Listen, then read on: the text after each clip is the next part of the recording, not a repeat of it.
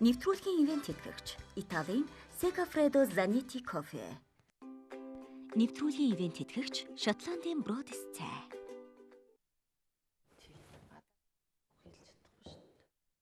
Өглөөний мэндийг хэрхэн үзэгч та бүхэндээ хүргэе. Амралтын өдөр ая тухтай сайхан эхлүүлж байгаа гэдэгт итгэлтэй байна.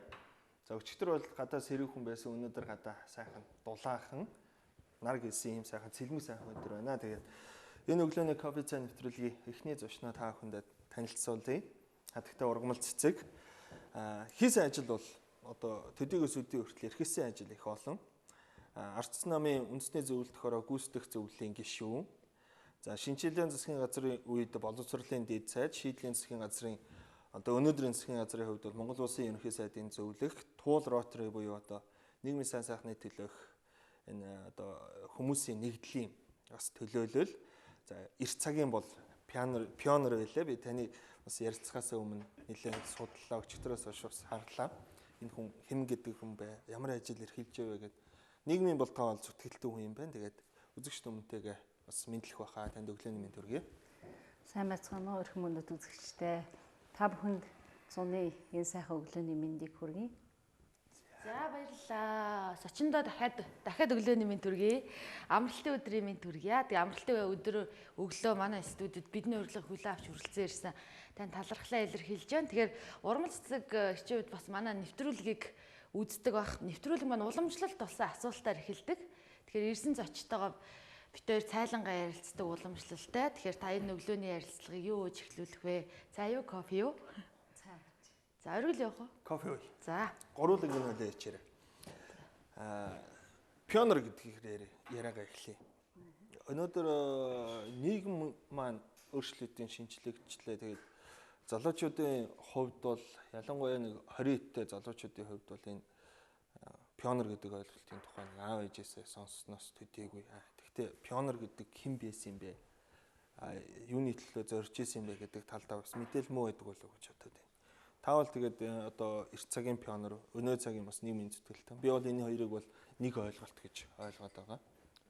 Нийгмийнхээ төлөө манлайлагч энэ лидерүүдийг тухайн үедээ бэлжижсэн хэлбэр болов гэж хувь хүнийхээ үднээс хардаг. Тийм учраас хизээ пионерт хэлсүү, пионер танд ер нь одоо энэ залуучууд, пионер сурагчид маань танд юу өгөө гэдэг асуултаас бас яриагаа эхлэе гэж бодож байна. Миний хувьд бол өнгөрсөн нийгэм чиний хэлж байгаатай санал нэг байна.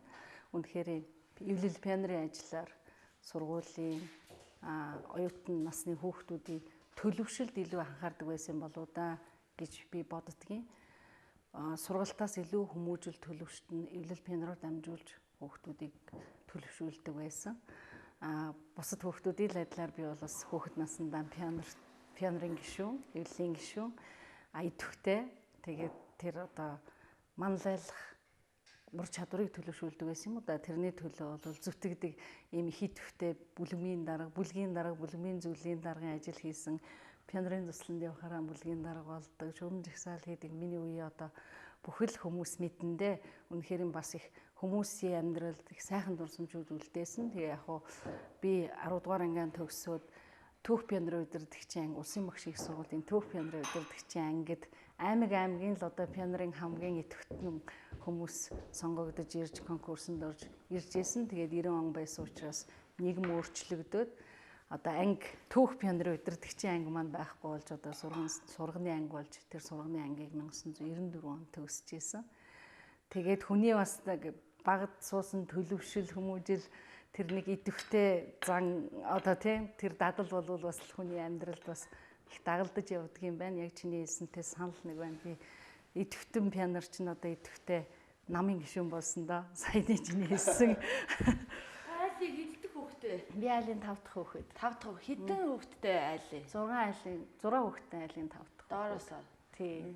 Нэг дүүтэй. Их өнөр хөтгөн сайхан айлын нэг гишүү юм биш үү? Магадгүй бас энэ нөгөө олуулаа байх чинь бас нөгөө зохион байгуулалт энэ төр гээд тэр чиглэлээр бас пионер болоход ч бас тодорхой хэмжээний нөлөөсөн байх л та гэж бодоод. Тий, би гэртээ бол бас их тийм намайг бол хинхэг ургаал гэлдэг байсан. Гэрийн бараа хардаггүй. Тэгээд манай ээж бол биднийг ээж аав хүмүүжүүлэхдээ гэртээ нарийн хуваартай, ажил үүргийн хуваартай. Тэгээд бид нар айлын олон хүүхдүүд бүгдээрээ л хичээл номоо анхаарна, гэр орны ажил туслана, ээж аавынхаа ажил туслан. Тэгэл би бол ер нь тэр гэр бүлийн ажлаас жаахан холдоо. Тэгэл сургууль дээр пионерын ажилтаа хичээл тараад тэгэл нийгмийн идэвхтэй тэгээд тийм хуцаал хууч авдлал явж илээ. Тэр үл ийм хүмүүс байдаг. Нэг юм манлайлагч хүмүүс байдаг. Тэр нь айлын том баг дунд ерөөсөө ялгаа байхгүй. Гэр бүлийнхнийг ах дүүс нь бүгд үгэнд нь ордог өдөртөн чиг. Үгийн сонс. Тий. Нөгөө талдаа тийм хүмүүс яадаг вэ гэхээр яг таны хэлдэг шиг гэрээ ажлаас чөлөөлөө өгдөд. Нийгмийн ажилд нь их идэвхтэй. Тэрийн ч гэсэн нэг гэр бүлээрээ дэмждэг. Тэгэхээр та бол ер нь тийм л хүүхэд байсан байна. Би яг л тийм хүүхэд байсан. За. Пионерын ажил маань өнөөдрийн одоо ургамал цэцэг гэдэг хүнийг олон хүн Rotary гэдгээр нь одоо бас нэг Б ургамал цэцэг биш Rotary ургамал цэцэг гэдгээр нь бас их сайн таньдаг болсон байна. Тэгээд бидний хувьд нөгөө сэтгүүлч мэрэгчлэлтэй болохоор мэдээ сурвалжлагын их явна тэгээ явж байхад зүрхний эмгэгтэй төрөлхийн цоорхоод энэ хүүхдүүдэд бол ялангуяа таны ажиллаж байсан ерөнхийлөгчөөр нь 9-10 онд ажиллаж байсан энэ Туул Rotary бол маш том хөрөнгө оруулалт хийж байгаад тэгээ өнөөдөр бас цэнхэрдлэгцээр бас танд баярлалаа гэж хэлмээр байна. 300 гаруй хүүхэд эмчлүүлнэ гэдэг. Тэгээд Rotary-д илсэн, Rotary-д орсон бас тэр хугацаа ямар нөхцөл байв. Мэдээд дахиад нөгөө пионертой холбогдох байх. Тэр нэг нийгмийн идэвх гэдэг юм. Бас л энэ нийгэм рүү хандсан л юм байгууллага үстэй. Rotary олон улсын байгууллага гэж явдаг. Олон улсын байгууллага. Тий, та бас энэ Rotary гэдэг байгууллагын талаар бас манай үзэгчдэд мэдээлэл өгөх хэрэгтэй байх гэж бодож байна, тий. Олон улсын Rotary International гэж байгууллага байдаг. Дэлхийд даяараа гишүүнчлэлтэй одоо сая гаруй гишүүдийг игнэндээ нэгтгэсэн Rotary International гэдэг том байгууллага нийгмийн чиглэлд үйлчлэг. Ер нь Rotary-д бол өөрөөсөө давж бусдад үйлчилдэг тийм сайхан сэтгэлтэй хүмүүсийн нэгдэл дэлхийд даяараа. Олон Rotary клубүүд нэгдээд нэг дүүрэг болдог. Манай Монголд бол арай дүүрэг болох хэмжээнд болоогүй байгаа. Манай Rotary Туул Rotary клуб бол нэг л клуб. Нэг 20-25 клуб нэг дүүрэг болдог. Тэгээд дүүрэгтэй харьяалагдаад тэгээд хүмүүнлэгийн төслүүдийг хэрэгжүүлдэг. Ер нь энэ хөгжиж байгаа орнд ер нь хаана дэмжлэг хэрэгтэй байна. Тэрэнд өөрөөсөө илүү гаргаж цагаан, мөнгөн, сэтгэлийн зарж чаддаг ийм л хүмүүсийн нэгдэл. Миний хувьд 2005 онд Америкт сургууль төгсөж ирээд Туул Rotary клубын гишүүнээр 6 онд илссэн. Би тэнд очиод Америкт сурж явах үед бол сайн дурын ажил гэдэг ямар их юмыг амжуулдаг юм бэ? Яг л дахиад пионер, социализмын үеийн пионер тийм ээ. Дараа нь манай пионерын байгууллага бол скаутын байгууллага болсон шүү дээ. Скаутын хөдөлгөөн бусад хөдөлгөөн. Барууны орнуудад бол сайн дурынхан. Ерөөсөө юугаар санаа бодол нэгддэггүй тэрүүгээрээ нэгдэж одоо нийгэм тулгараад байгаа асуудлыг шийддэг. Бас л Rotary бол сайн дурын хүмүүсийн эв санааны нэгдэл.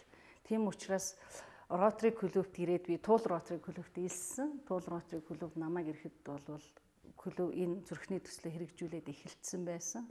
Яг хөө тэгэл тухайн үед надад энэ зүрхний төслийг нэг жаахан явуулаатгаач гэсэн бас нэг гадаад дотоод руу холбоотой Rotary International-ийн тэр том сангаас мөнгө усгах ажил дээр жоохон анхаарч ажиллаач гэдэг. Тэгээд бидэнд ажилласан. Тэгээд өнөөдрийн үр дүн 300 хүүхдийн эмчилгээний зардлыг тэр том Rotary дэлхийд даяар ханд өргөдөг том сангаас бид нар аваад шийдүүлж тэр Солонгосын өндөр хөгжилтэй орны сайн мэрэгчлэтнүүд, сайн эмч нарын хийдэг бис засал эмнэлэг рүү шилжиж ингээд үр дүнд нь манай 300 хүүхэд эрүүл болчиход байгаа. Манай Монголд эмчлэгдэх боломжгүй гэж ярьдгийн би тэр үгэнд бас их дурггүй.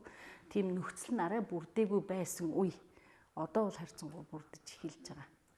Энэ бол өстэй үнэхээр том маш том хөрөнгө оруулалт. 300 хүүхэд 300 хүнд амьдрал бэлэглэнэ гэдэг бол одоо энэ ажил бол өстэй ямар ч одоо мөнгөн дүнгээрч гэдэг юм илэрхийлэх аргагүй юм том хөрөнгө оруулалт. Одоо тэгээд 300 хүүхэд маань бас бид нарыг хараа сууж байгаа хэл та.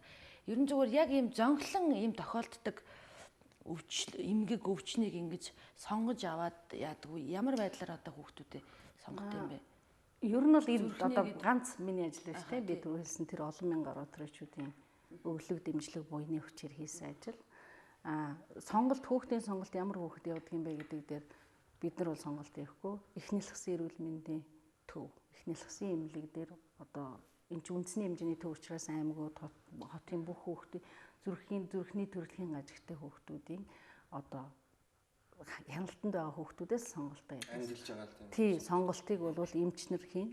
Хамгийн түрүүнд яаралтай хэрэгтэй байгаа. Яаралтай хаалганд орох шаардлагатай байгаа хүүхдүүдэд бол эмчнэр өгдөг. Тэгээ эмчнэр өөрсдөө эмнэлэгтэйгээ харьцаад хүүхдийнхаа материалыг явуулаад тэднэр шийддэг. Анзаарахгүй өнгөрүүл нэг анзаарахгүй л байх л да. Одоо жишээ нь 300 хүүхдэд одоо ирээдүй бэлэгдэнэ гэдэг бол энэ бол гайхамшигтай үүс гэж би зөвхөн хувьдаа бодож байна. Тэгээд өөрсдөөсөө давсан зүйлдгээ та төрүүлээ. Ротаригийн гол ухагтун. Тэгээд энэ чинь танах болон 30-40 хүнтэй 300 хүүхэдийг өнөөдөр ингээд ирээдүй бэлгэлчээд байна гэдэг чинь яалчгүй л өөрөөсөө давсан одоо сэтгэл, өөрөөсөө давсан тэр нэг одоо тэрний төлөө гэсэн юм зүтгэлэл байна л да. Манай туул Rotary клуб 5 дахь клуб нь Монголд байгуулагдсан. Энэ бол бас дан ганц туул Rotary клубын ажил. Монголын Rotary-чууд. Дээр нь мэд Монголын цөөхөн нэг дүүрэг болж чадахгүй 10 хэдэн клуб ч гэсэн ийм их хүмүүнлэгийн ажил хийгээд яваа Монголын цөөхөн Rotary-чуудыг бол бас дэмжсэн дэмжлэг гэж боддог. Манай бусад Rotary клубуд чийлэр өөр төсөл хэрэгжүүлдэг. Бас л адилхан. Тэр дотроо бас арай жин дарж байгаа нь манай зүрхний төсөл. Яг өнөөдөр ингээд харахад бол нийгмийн сүлжээ гэж бас нэг одоо хүмүүсийн өдөөдийн сэтэл ба шүү. Тэнд нэг ийм ядарсан нэмэгтэй байна. Энд нэг яг ядарсан эцэг байна. Өргөдөл голчжээ хэлээд дэмжиж гэхэд манай ард түмээ одоо нийгмийн сүлжээгээр дамжуулаад сэп хийдэл амьдралын тусгай зэрэг болсон юм. Энэ бол өстой айгүй сайн. Чи бол бас тэгэл ингээ тухайн дахиад өөрөөсөө давж хүмүүст өгч шүү. Энэ Rotary-тад их ойролцоо юм шиг байна. Нөгөө талдаа тухайн үед нийгмийн сүлжээ 2005 онд одоо 2005 оноос өдөө хүртэл ингээд нэг бий болоод 10 оноос нэлээд идэвхжчихлээ. Тэгээд 5 онод бий болсон байсан бол таад маань бүр л олон хүүхэд. Rotary, GCI гэдэг юм уу те энэ байгууллагууд бол илүү байгууллага дээр түшиглэж хийж зорилго чиглэлтэй явж байгаа. Дэлхийн нийтээр нэг дүрм журамтай ёс заягаар явдаг ийм байгууллага. Одоо энэ бол бас ямар нэгэн тийм байгууллага дүрм журам одоо захирагдлагүйгээр тэр одоо чиний хэлдгээр тийм сайн дурах нь хинч өгж болно гэдэг энэ хөдөлгөөн энэ үйл бол хамгийн сайн. Энийг бол би энэ үнэхээр талархалтай хандаж. Тэгээд төлөвшүүлнэ гэдэг чинь бас их чухал. Төлөвшүүлэх бас эхний алхмууд бол та бүхний одоо ажлын үр дүн гэж ойлгоод байна. Анхдагч байх гэж бодож байна л да. Одоо ингэж бөөнөрөө нийлж, олноороо нийлж, чин сэтгэлээрээ бусдад тусалдаг ийм сайн дурынхан гэдэг одоо үйл хэрэг бас энэ магадгүй Rotary гэдэг юм уу GCI гэдэг энэ олон байгууллагууд байна л да. Нийгэм хандсан энэ байгууллагуудын одоо бас эхлэл суурийн тавьсан болов гэж бодож байна. Одоо энэ ингээс халаалаад сайн юм салаалах их сайхан юм да. Тэгээд ер нь бол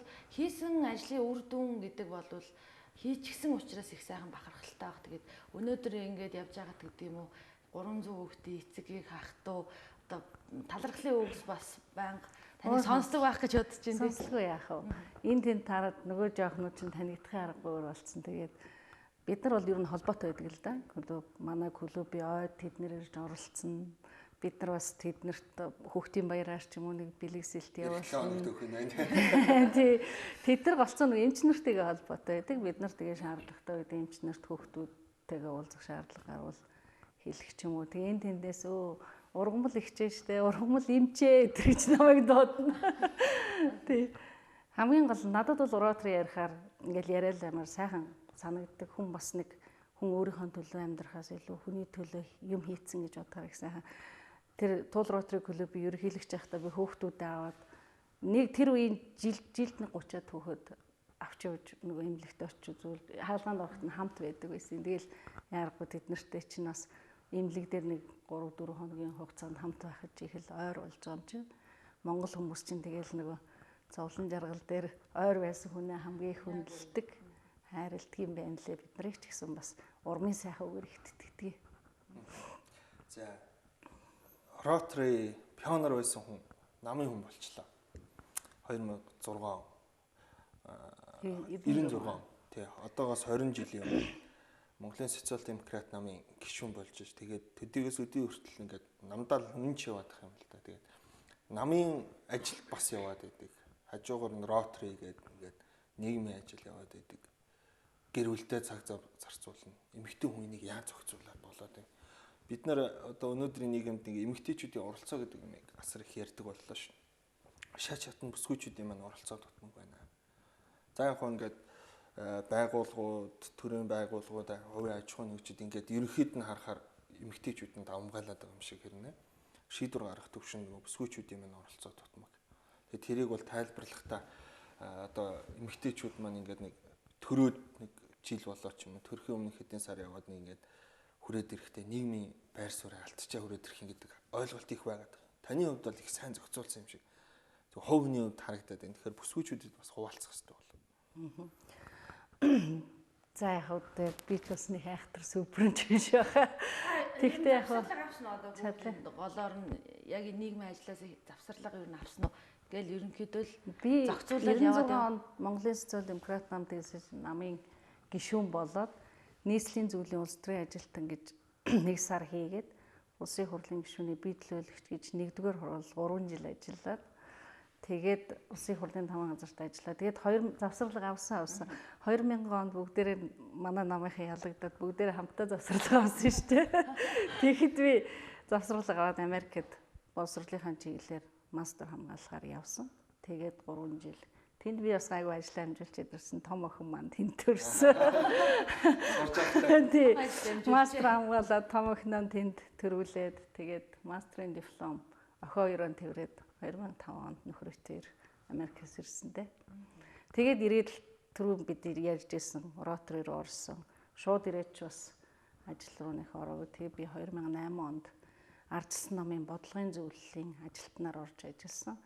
Америкт мастер хамгаалж ирчээд буцаал нам дээрээ суух юм чигээл намайг хүмүүс тэгжсэн. Тэгтээ хамтран зүтгэж ийсэн хүмүүс маань ирээч гисэн. Тэгээд надад бас намын ажил шинэ биш учраас бас ингээд багийн амжилтын төлөө хамтдаа ажилласан. Тэгээд 2008 оны сонгуульд манай нам ард түмнээс асуусан 10 зөв бодлого гэдгийг боловсруулж орсон. Тэрийг боловсруулах тэр галдгаанд ажилласан. Бас чамгүй амжилт олсон.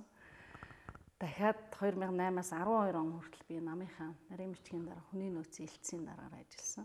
Эмэгтэй хүнийхээ хувьд одоо түрүүчийн чиний асуусан асуулттай холбоотойгоор намын анхан шатанд дунд шатанд ажиллаж байгаа. Намыг ер нь хүмүүс харахаар хэдэн лидерээр хардаг.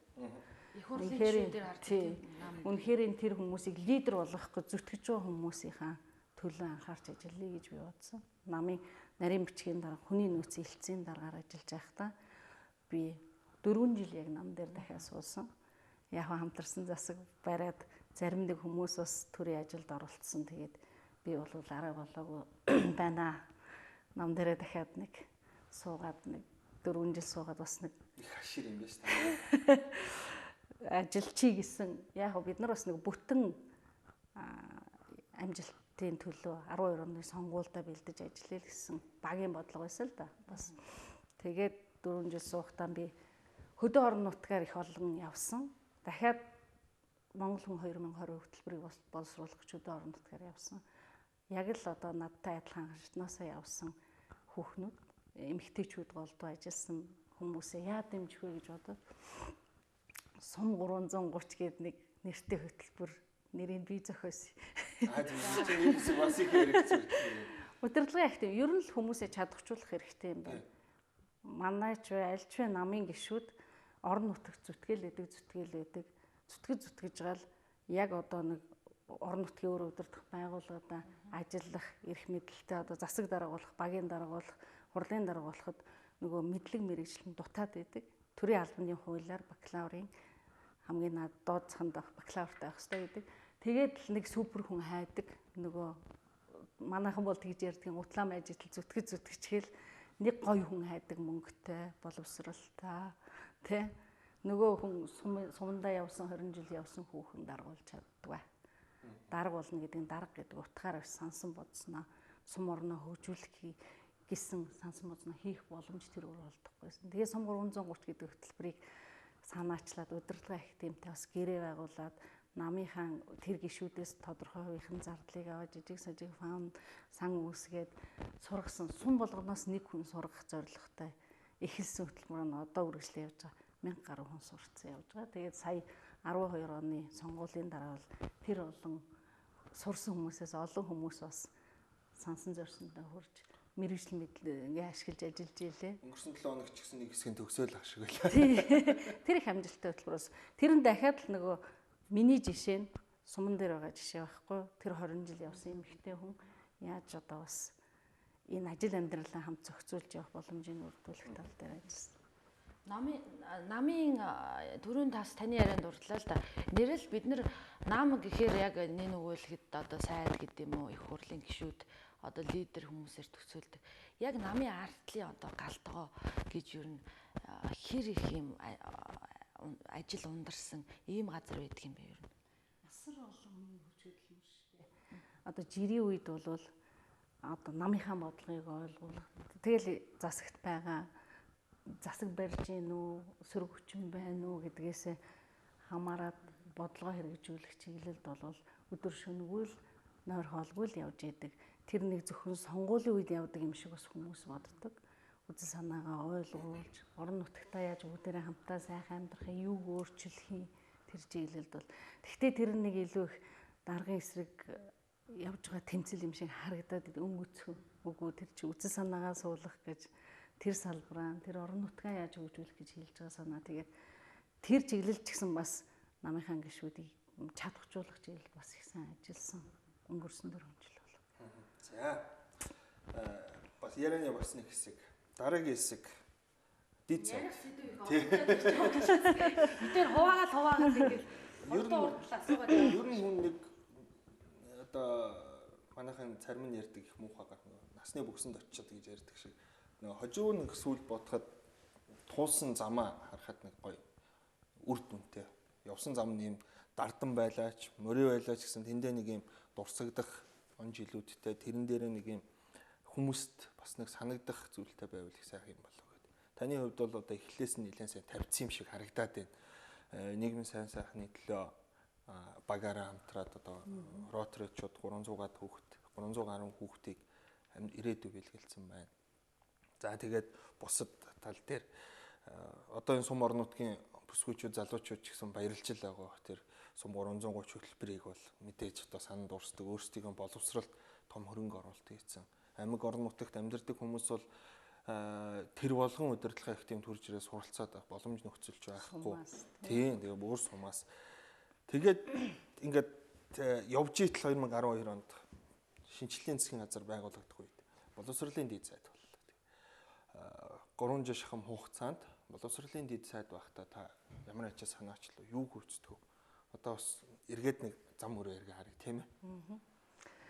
Боловсролын салбарт би одоо дахиад бас нөгөө пионер руугаар нам руу гарна. Энэ Монгол хүн 2020 хөтөлбөрийг боловсруулад явж байхад одоо ард түмнээс санал аваад явж байхад боловсролын салбарт бол их ажил хийх хэрэгтэй юм байна. Одоо явж байгаа дээрээ нэмж энийг хийх ёстой. Одоо энэ олон сайн санаанууд гарч ирсэн. Би бол тэр үед явж байхдаа юу боловсролын дэд сайд болох тухай бодоочгүй л явж ирсэн.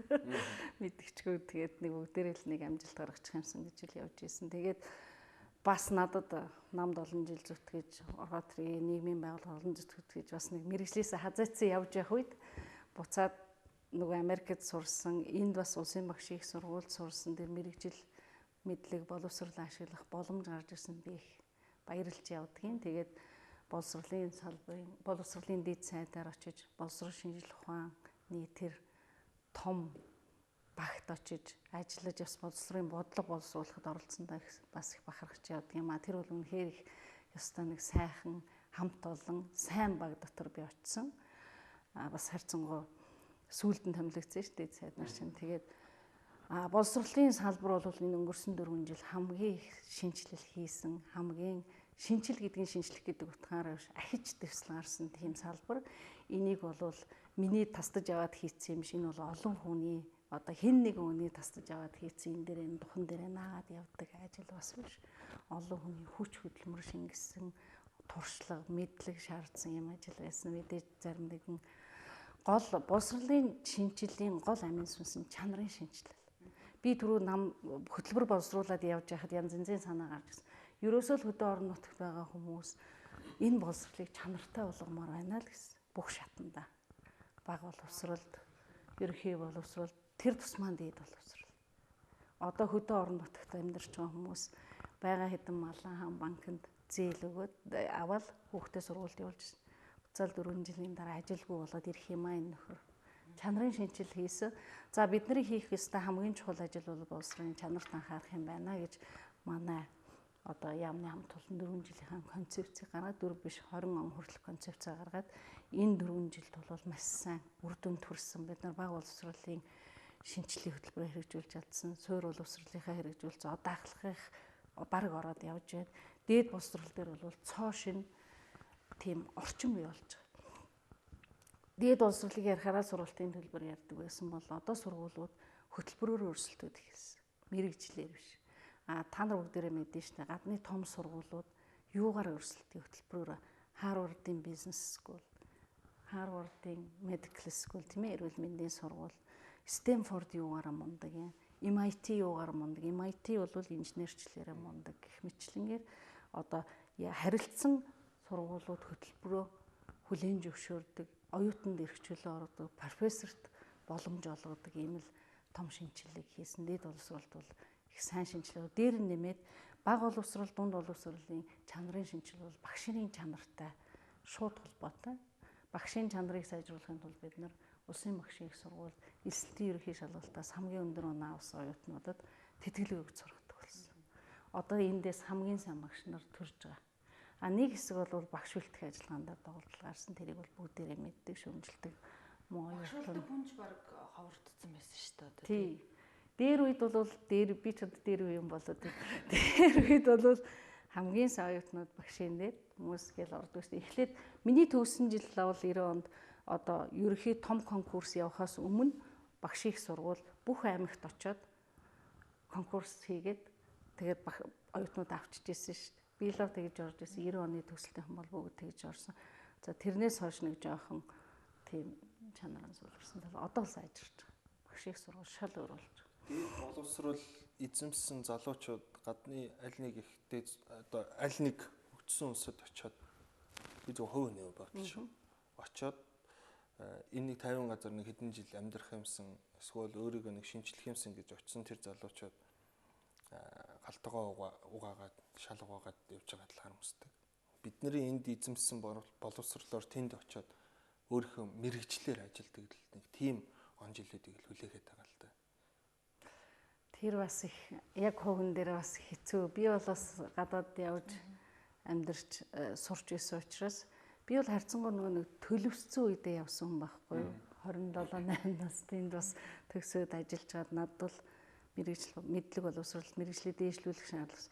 Дөнгөж одоо сургууль төгсөөд очсон хүүхдүүд бол хөрхий тэнд ингээд амьдрчихсан идэрсэн бодолтой хүмүүс байдаг. Тэгээд онж байгаагаас илүү бас алдагч байх үедээ ингээд нөгөө санснаар явж чадахгүй тийм хүмүүс байдаг л юм залуучууд. Тэгээд тэд нар тэгтээ Монголоо л алдахгүй, Монголоо гээхгүй. Тэгтээ гадаад байгаа монголчуудыг бас хүмүүс тэгж хараад байдаг. Энэ нэг гадаадын шүтсэн хүн гэж хараад байдаг. Би бол эсрэгэл байдаг шүү дээ. Гадаад байгаа монголчууд харин ч их орноо. Тий, харин ч их орноо болдог. Харин ч их оронч байдаг байхгүй тий. Би бол сургууль төгсөөл тэнд мастер хамгаалчаад одоо мастер хамгаалсан хүмүүст 1 жил ажиллах одоо хууль зөрчихгүй, виз зөрчихгүйгээр ажиллах боломж өгдөг. Би тэрэндээ ажиллачаад Монгол дагуулаасаа буцаж ирсэн. Тэгээд тэнд оюутнууд намайг тэгдэс чи эрэхтэл сургуулаа төгсөө явна л гэжсэн. Тэгээд олон хүний бодол энэ 3 жилд өөрчлөгдөж яхад чинийх л өөрчлөгдсөн. 1 жил хаана ажилласан? Би багш мэргэжлээ төгссөн учраас ерөнхийдөө боловсролын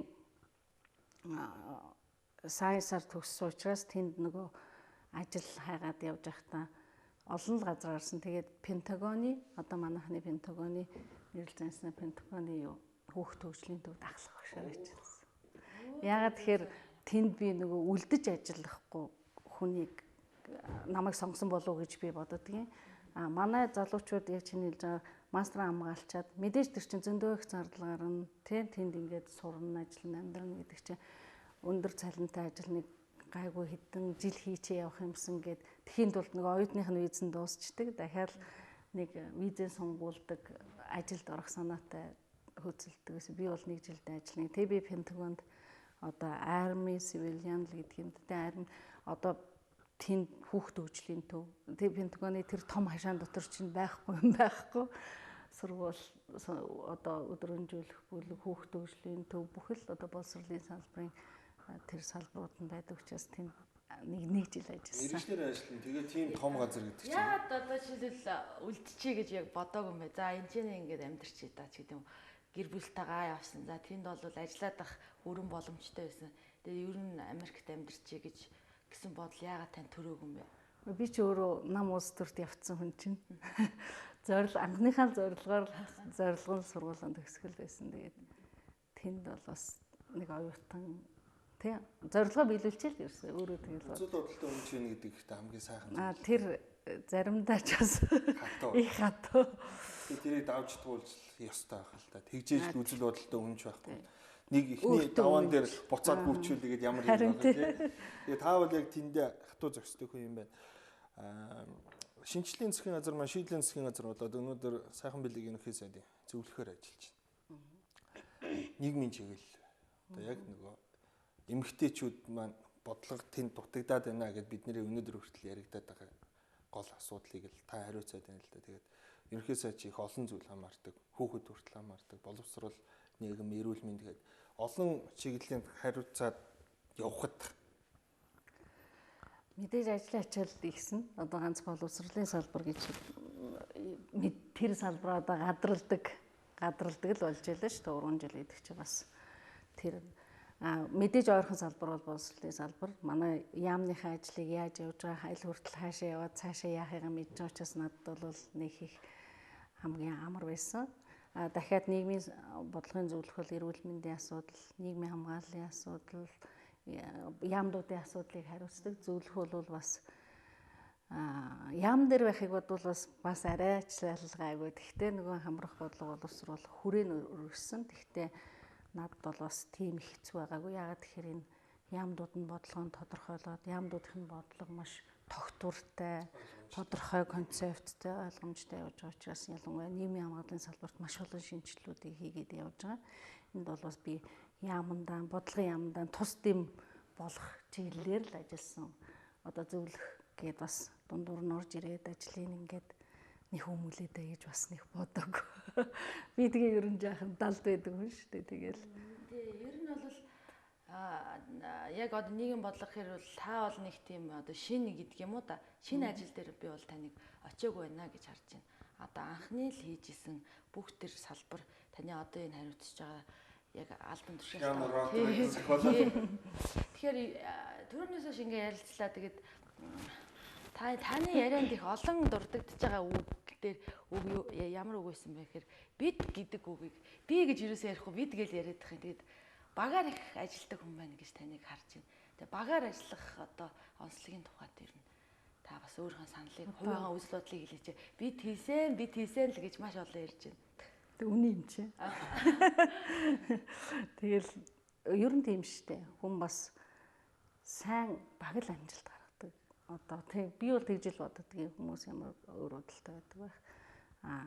Багийн сайн гишүүн байна, багт хэрэгтэй байна гэдэг бол бас их өөр асуудал шүү. Баг дотор бол нөгөө хөгжмөр бол хөг аялгау нийлэх ёстой. Тийм найрал хөгжмөр бол тэр хөг аялгауны нэлийн тод аялгаунд л явсан байх л гэж боддог шүү дээ. Өөрийгөө намдаж тэр тийм тэр хүмүүнлэгийн ажилч тэр яг тэгэхээр би чин сэтгэлээсээ идэг учраас дуртай. Манлайлал гэд одоо эмэгтэйчүүдийн тухай. Манлайлагч эмэгтэйчүүд хэр олон байна. Одоо бидний асуудал өгөөл ярьдаг эмэгтэйчүүдийн сэдв. 2012 онд анх удаага улсын их хурл 11 эмэгтэй гишүүнтэй болж штэ. Тэгээд зүгээр эрэгтэй хүний биш хүний үүднээс авч үзэх юм бол яасан бэ гэхээр энэ 11 эмэгтэйчүүд бол нэг үзэл бодолтой байлаа. Тэгээд тэр намын бүлгийн дарганаар намын бүлгийн байрсаар эрх ашигаас илүүтэйгээр нөгөө хамтарсан нэг юм эмэгтэйчүүд гэдэг утгаараа альбан бус бүлэг байгуулаад тэрний хүр дүнтэй байчудаа гэж хараад байна. Олон нийгмийн шин чанартай хуйлууд гарлаа нийгэмд хэрэгтэй. Тэгэхээр энэ бүсгүүчүүд маань бас улс төрт олон байх нь хэрэгтэй болов гэдэг. Өнөөдөр бол хүлээн зөвшөөрчлээ шүү дээ. Бүсгүүчүүдийг нөгөө ирчүүд гэдэг шүү дээ. Одоо хов ярьдаг энэ төр гэд. Тэгэхээр саяны ориглын яриан дээрээс бол бид эмэгтэйчүүд бүсгүүчүүд илүү их одоо эм нэгдэлтэй байж чаддаг юм байна гэдгийг өнгөрсөн одоо 4 орчим жил биднэрт харууллаа. Тийм шүү. Тийм. Эмэгтэй гишүүдтэй талархал илэрхийлээ харин ёстой уулзаад хэлэх тохиолдол бас бүгдээрэнтэй таардаггүй. Тэгээ манлайл гэлээ тийм. Манлайл гэдэг нь би өөрөө манлайлж явна. Манлайлагч байна гэхээс илүү та хэдчнээ хүн дагуулж байгаа юм бэ? Нийгэмд бас тий таныг хэн харж байгаа юм бэ? Таны үзэл санааг тий хэр хүлээн зөвшөөрч байгаа юм бэ? Хувь хүнээсээ илүүтэйгээр үзэл санаа гэж юм. Тэгэхэд үнэхээр манай эмэгтэй гишүүд бол энэ өнгөрсөн 4 жилд бол эмэгтэйчүүдийг сонгох зөв юм байна гэдгийг нотолж харуулж чадлаа. Харамсалтай нь одоо энэ сонгуулираас тийм боломж бас багасч магадгүй шинжтэй л байна. Гэхдээ хичээх хэрэгтэй хүн өөрөө. Би бол ингээд квот мотын тухай хүмүүс аявих бол асуудаг. Та эмэгтэйчүүдийн байгууллагын нийгмийн квот төр бол бид нэр өөрсдөө квотондоо тэнцэх хэрэгтэй. Хүн квот өгөөд байхад тэрийг өхүүлэхээр байхааргүй л ах ёстой л гэж би одоо намынхандаа сургалтын дээр хэлдгийн. Тэгэл хичээх хэрэгтэй хүн өөрөө. Чамд боломж олгоод хаад тэрийг алдвал тэгэл хинд гомдох юм те. Манай эмэгтэйчүүд бол эмэгтэйчүүдийн оролцоо улс төрд нийгэмд оролцоо бол квот алдаагүй.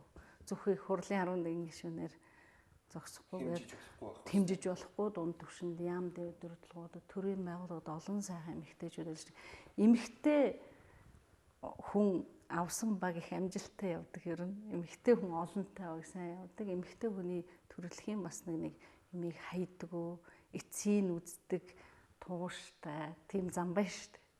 Тэр сайн чанараар болвол манай эмэгтэйчүүд гоёж явах хэвээр. Янз янзын одоо сөрөг юм байдаг л. Яг одоо нэг сонгогдсон юм чинь ялангуяа улс төрд орсон эмэгтэйчүүд бол одоо тэгээд хүн хэцүү хатуу гэд нялцганаад яах вэ тийм өөрөө сонгогдсон. Ирчүүдээс л илүү хатуу ижиж амжилтанд хүрэх баг. Тэгээд та илүү хөдөлмөрлөгч хэрэгтэй. Их хатуу байх, их тууштай байх, тэгээд их хөдөлмөрч байх гэж ойлгож байна. Энэ олон ажлыг нийгмийн шин чанар, нийгмийн ажил, улс төрийн ажил гэд олон ажлыг ингээд зэрэг гүйцэтгэж явж байгаа. Тань шиг бүсгүүчүүд олон байгаасаа гэж хүсэж байна. Нэвтрүүлэг өндөрлөж байна. ТV сонсдгоолээ танд билеглээ. Баярлалаа. Таны ажилд бас амжилт хүсье. Эмэгтэйчүүд бол ялцчгүй одоо нийгмийн болвол одоо халууны шил бид нэр одоо бүх юмд мэдрэг ханддаг юм. Тэгээд түрүүн бас таны энэ кодн дээр хариулсан хариулт одоо яг загдсан газар майжих шиг боллоо. Тэгээд яг үнэн бид нар бол олгосон боломжийг өөрсдөө маш сайн алдахгүй одоо ашиглах хэрэгтэй юм байна гэдэг таны энэ хариулттай санал нэгдэж байна. Тэгээд амралтын энэ өглөө тантай ярилцахад маш сайхан таатай байлаа. Тэгээд таны ажил үс өөдрөг бүтэмжтэй зорьсон эргээ бүтээгээрээ эрүүл энхийг хүсье. Таны гэр Зургтүүлсэн бас олон хүмүүст маань эрг энерги хүргэсэн болов уу гэж бодож байна. Энэ удаад манай студио хойморт Монгол Улсын ерөнхий сайдын зөвлөх хатагтай угмал цэцэг оролцлоо. Кофе зоодохгүй шин зочин шин дугаараар та бүхэнд хүрэн түр баярлалаа. Нэвтрүүлгийн ивент тэтгэгч Италийн Segafredo Zanetti Coffee. Нэвтрүүлгийн ивент тэтгэгч Шотландын Бродис цай.